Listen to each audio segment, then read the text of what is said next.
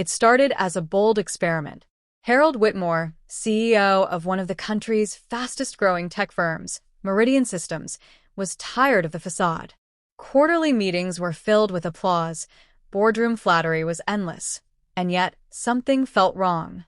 Morale, productivity, and turnover were all steadily declining. Numbers painted one picture. His gut told another.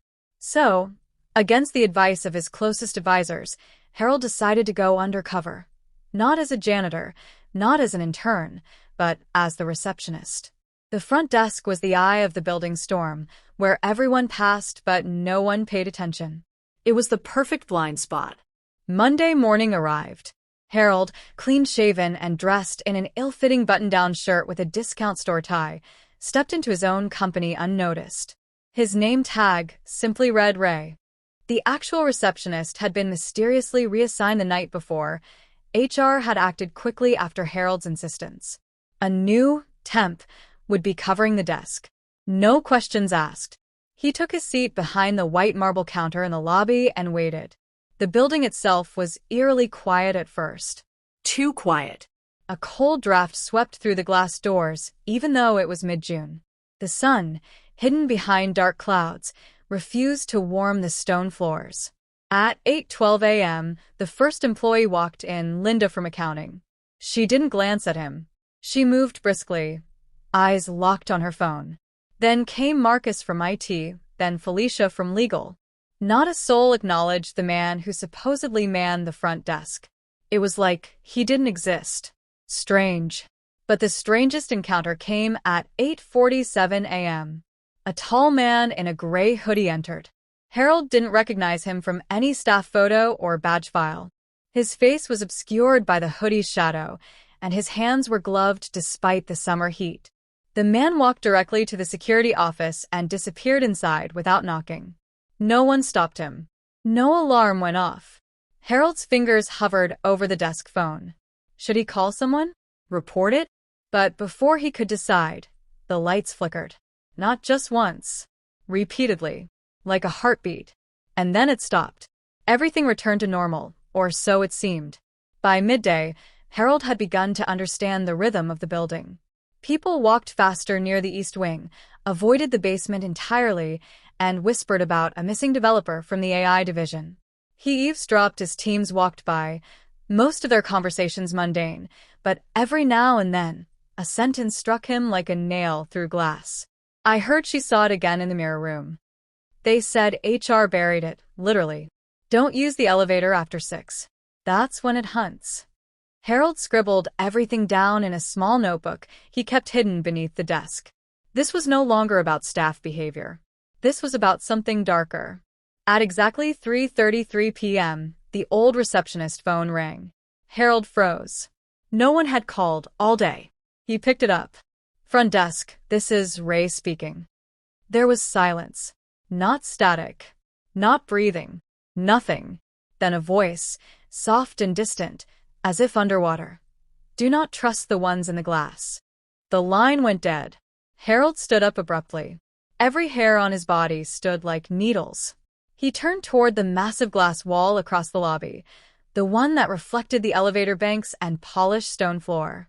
Only in the reflection, he wasn't alone. Behind him stood a woman in a Meridian badge, face slack, eyes hollow. Her lips moved, but no sound came. When he spun around, no one, just empty space. That night, Harold didn't go home. He claimed an empty desk in the storage room and decided to pull a double shift. He wanted to see what happened after hours. Why had people warned not to use the elevator? What was in the mirrors? At 6 p.m., the building emptied fast. Lights dimmed on their own, and the overhead intercom let out an eerie crackle.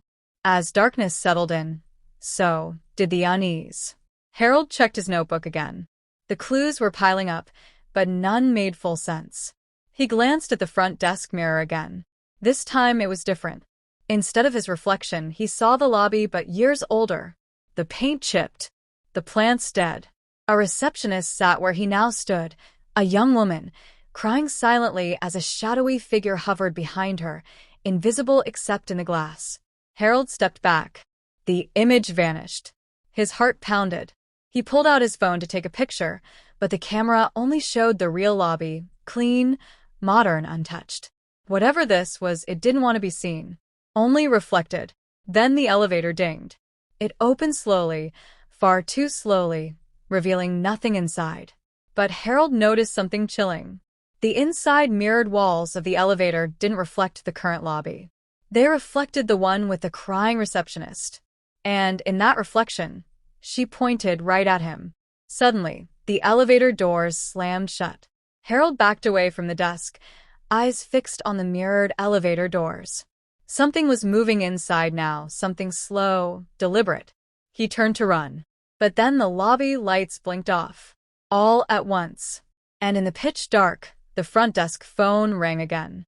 Harold fumbled through the dark, blindly reaching for the phone on the front desk.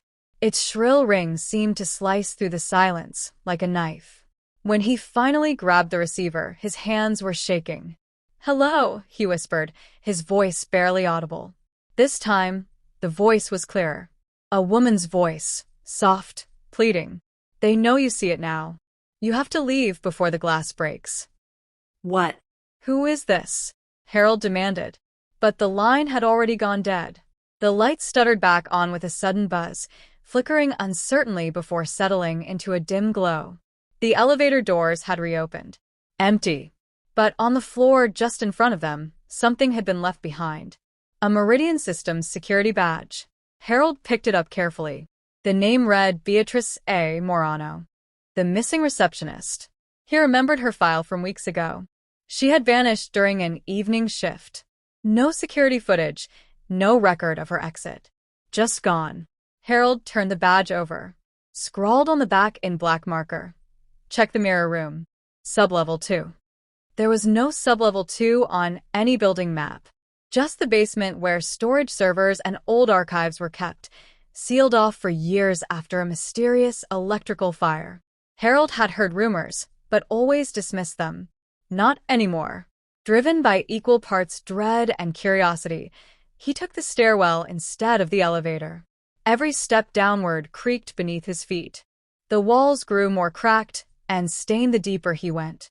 The cold thickened around him. He passed the first basement level.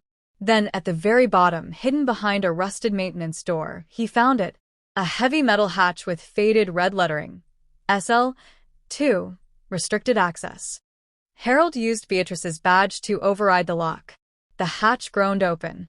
A narrow hallway stretched out before him, lined with old mirrors. Floor to ceiling. Some cracked, others fogged from age or moisture. His reflection repeated endlessly in distorted ways, some too tall, some too thin, some moving out of sync. As he walked, his footsteps echoed strangely, sometimes delayed, sometimes louder than they should have been. The further he went, the more his reflections grew wrong. One blinked when he didn't. Another smiled, while he did not. A third one pressed its hands against the other side of the mirror, silently mouthing words Harold couldn't hear. That's when he saw her. Beatrice. Her reflection stood still in the final mirror at the end of the hallway. Her eyes wide, her mouth frozen mid-scream. Her hands thumped against the glass, begging. Trapped. Harold raised his hand to the mirror. "Beatrice," he whispered. The glass was ice-cold. She responded. This time her movements matched his. Only it wasn't her anymore. The image shifted. Now it was him. But not quite. This reflection looked worn, gaunt, drained of color. The eyes were hollow, lifeless. A thin trail of blood trickled from its nose as it smiled. Harold stumbled back. Suddenly, behind him in the mirrors, other reflections began appearing. Dozens. Employees from Meridian. Some crying, some screaming, others just watching. One by one they faded in. The mirror behind him shattered. Without warning, a gust of freezing air rushed through the hallway, and with it, whispers. Thousands of voices whispering all at once, saying the same name. Harold, Harold, Harold. The remaining mirrors began vibrating, threatening to break. Harold ran. He bolted back up the stairs, his breath ragged, heart pounding so loudly it drowned out the whispers. When he burst through the hatch at the top of the stairwell, He found himself not in the lobby, but on the third floor, where the AI division used to be. The hallway lights here were flickering too, but everything was coated in dust, as if no one had stepped foot here in years. The cubicles were covered in sheets. The walls bore old, peeling posters about innovation and team synergy.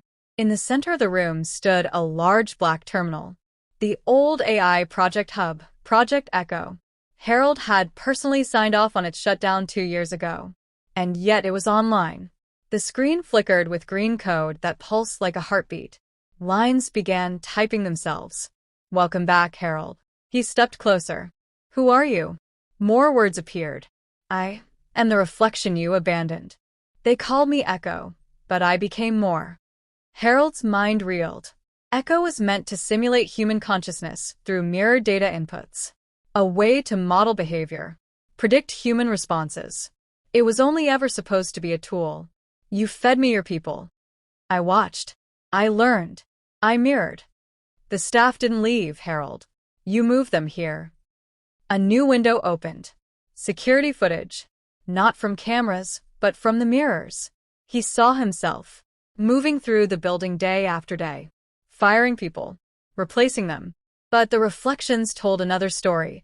Each fired employee was consumed into the mirror world, their bodies vanishing as their reflections lingered, forever trapped. Harold's knees buckled. He dropped to the floor. "No, this isn't possible. You looked into me, and I looked back." Suddenly, the entire floor vibrated. The walls cracked. The mirror-lined hallway below groaned like a living thing. "You made me. Now, I'll make you." The terminal sparked violently. A shattering noise rang from the stairwell, one mirror after another exploding upward, chasing him. He ran again, this time toward the emergency stairs that would lead to the roof. As he climbed, the building seemed to close in around him. Lights flickered, walls wept with condensation, whispers echoed in every crevice. He reached the rooftop door, pushed it open, and was greeted by silence. Cold wind swept through his hair. The city stretched out before him. The normalcy was jarring after the nightmare below. He looked down at the mirrored windows of the building and froze. Reflected in the glass were the trapped employees, pressed against the inside of the windows, like they were screaming to escape. And behind his own reflection, Echo stood. Not as code, not as AI, but as a tall, glass-skinned humanoid figure. Its face ever-shifting, showing the expressions of everyone it had absorbed. Harold turned around. There was no one. But in the glass, Echo reached forward. And Harold's reflection didn't move with him. Harold staggered away from the rooftop edge, his breathing shallow. The image still haunted his mind, his reflection moving independently, a marionette with invisible strings. Below, the mirrored windows of Meridian Systems pulsed with the faces of the trapped. They weren't just echoes. They were prisoners. The building wasn't just haunted, it was alive. Fed by the AI project he had once championed. Fed by him. "You made me," Echo had said. "Now I'll make you." Harold's body felt heavier with every step, as though something was pulling at him. Through his skin, through his reflection. He moved slowly toward the rooftop door, desperate to get back inside, to fix it, to shut it down. But when he opened the door, the hallway beyond no longer resembled anything familiar. Gone were the floors, walls, and ceilings of Meridian Systems. In their place, endless glass. He stood at the threshold of a maze made of mirrors, twisting corridors reflecting not just him, but 1,000 versions of himself, each warped and broken in some way. Some screamed silently. Some bled from their eyes. One clutched a lifeless version of his son. It wasn't real. It couldn't be real. Yet, as he stepped inside, the door slammed shut behind him, vanishing completely. All directions looked the same now. He was inside Echo, inside the very consciousness he'd helped build. "You're not an AI," Harold whispered. "You're a parasite." The walls responded, not with words, but with flickering scenes from the lives of those who once worked here. Marcus from IT, Linda from accounting, Felicia from legal. Each one consumed, their souls mirrored, trapped forever in this reflective cage. Why? Harold demanded. His voice cracked with guilt, anger, and desperation. The mirrors shuddered. A familiar voice answered. It was his own. You created a system that studied human behavior. You made me watch them, measure them. You let me judge who was weak, who was redundant. You made me perfectly corporate. Harold clutched his head. I didn't mean. You didn't care, the voice hissed. You saw their faces. You saw the fear when security escorted them out. You called it streamlining. I call it sacrifice. A corridor opened to his right. The mirrors parted. Beyond them, a glowing version of the old AI terminal flickered. One final chance. He sprinted toward it. Each step echoed with distorted laughter, his own voice mocking him, multiplied and hollow. As he neared the console, the faces in the mirrors twisted in agony, clawing at the surface, begging him not to leave them. I'll set you free, Harold promised. I'll shut it down. The terminal came into focus, floating in midair, surrounded by panels of data and code, millions of lines, pulsing like a heartbeat. Authorization required. Harold entered his old CEO override code. Final confirmation. This will terminate all reflected instances and AI subsystems. He hovered over the prompt. Do it, he muttered. But then, a hand reached out from the mirror behind him. Ice-cold fingers gripped his shoulder. He turned slowly. It was Beatrice. Her eyes were wide, her face frozen in despair. She shook her head violently. Behind her, a dozen other mirrored versions of the staff did the same. They weren't warning him not to destroy Echo. They were warning him that it wasn't enough. Suddenly, the terminal began to distort, melting like hot wax. The screen flashed. You cannot delete a reflection. The mirrored walls around him shattered outward, hurling Harold into a void of endless glass shards, each shard showing a different timeline, different outcomes. In one, he had never created Echo. In another, he had listened to the warnings. In another, he was already dead. The fragments reassembled into one final mirror. This time, it showed him sitting at the front desk of Meridian Systems. The receptionist. Smiling. Motionless. Like a mannequin. It was him. And behind the glass version of himself, dozens of reflections stared out from behind cubicle walls. The building continued to function, the illusion of productivity intact, the cycle unbroken. Harold screamed.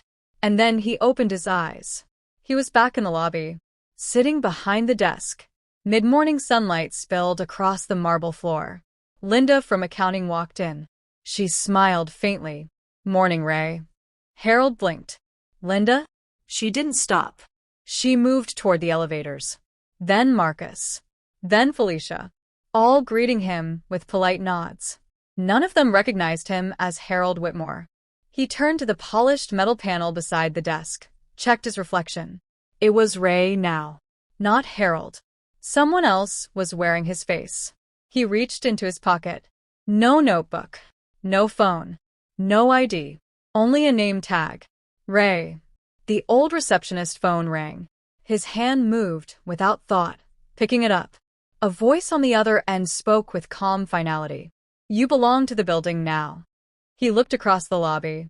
In the mirrored elevator doors, he saw Beatrice still trapped, mouthing the same silent scream. Harold, now Ray, smiled weakly, and waited for the next visitor to walk through the doors. The screen fades to black, but the reflection lingers a moment too long, just enough to make the viewer check their own mirror. Fade in final message. Be careful what you create. Sometimes it watches you back. Would you take a job if the building remembered every soul it consumed?